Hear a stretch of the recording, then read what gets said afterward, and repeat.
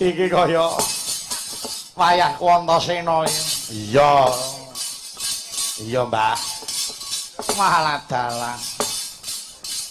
Semengko nganti ora krungu. Saka ngendi? Kang omah lho.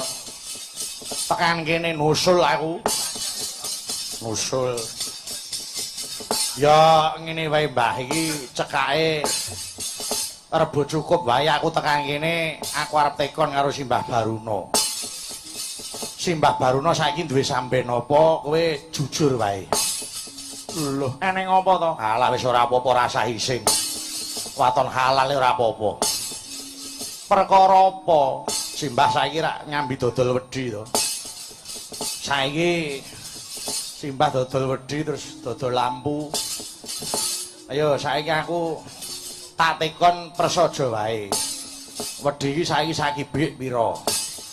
Wis, perkara putu-putu nek perkara bisnis hitungane aku manut. Ning ya kuwi regane aja larang-larang. Antasena, piye?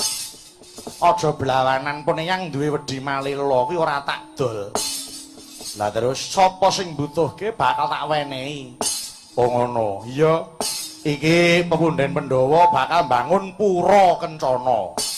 Mongko kudu nggunakake musikane wedi malila. Mula Mbah, aku tekan kene njaluk lilamu, aku njaluk wedi malila. Oh, iya, nyoh tampanono iki.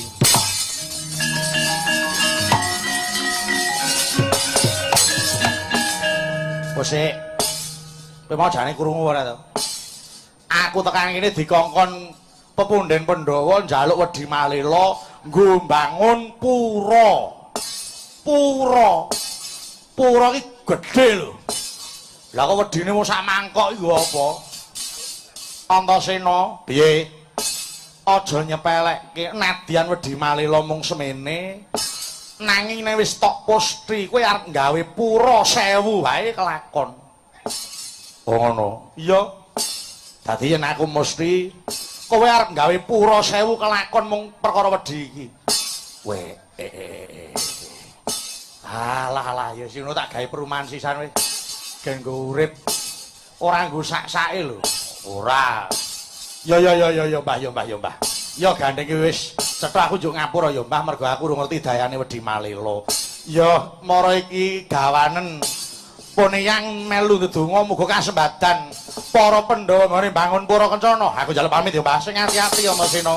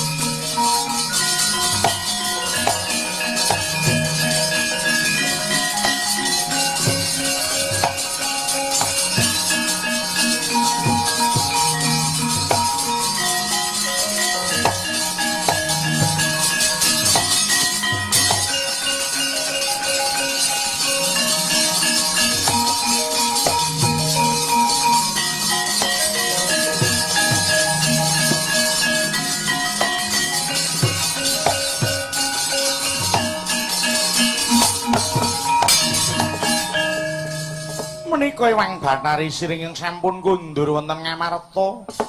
Iya Kaki Prabu Kresna. Ulun kang wis kundur marang Praja Ngamarta awit saka pengayomaning Gusti kang nyipta jagat lumantar pukulune Semaya lan uga wayah Abimanyu.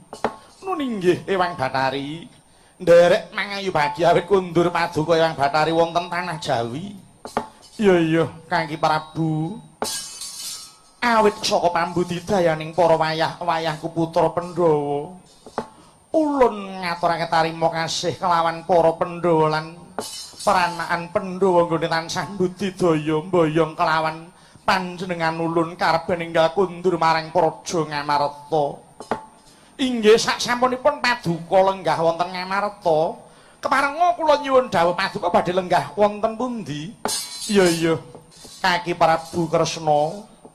Aku bakal bali lungguh ana ing Nuswantara wae. Praja Ngamarta kang wis kondhang duweni gendera gula klapa.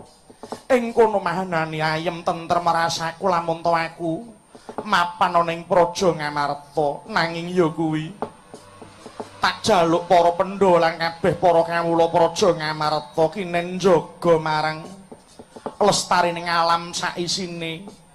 Lan uga kinen njaga marang budayane aja kongsi dirusak kelawan budaya saka njaban praja kang ora jumbuh kelawan budayaning Praja Ngamarta. Kanthi para Pandhawa lan kabeh para warga Nuswantara njaga marang alam saisine lan uga njaga marang budayane kono saya kuncara lan luhur negarane. Nun inggih Ewang Bathari kula namung ngestaken dawuh. Kang mangkono aku arep mapan ana woh pari. Duweke para among tani karep ben bali pulih subur makmur kaya kang dikarepake. Monggo sembah kula ndak sekar paduka Ewang Bathari.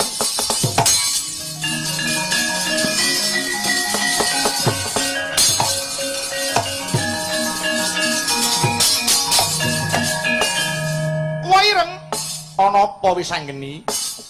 Iki para putra awit pangestune Waireng kabeh wis entuk gawe. Kakang Abimanyu sembada mbayang kundur Ewang Bathari Sri. Kakang Gatot wis entuk mustikaning kayu jati wulung. Kakang Antasena wis entuk mustikaning wedi malela. Lan Siwanoman uga wis sumedya bakal nyelehke watu sepisanan murih kasembadan pambanguning pura. Iya. Lamun kaya mengono ayo padha enggal ditindakake mapan ana nggone dhewe. Ayo tak dereke Waireng.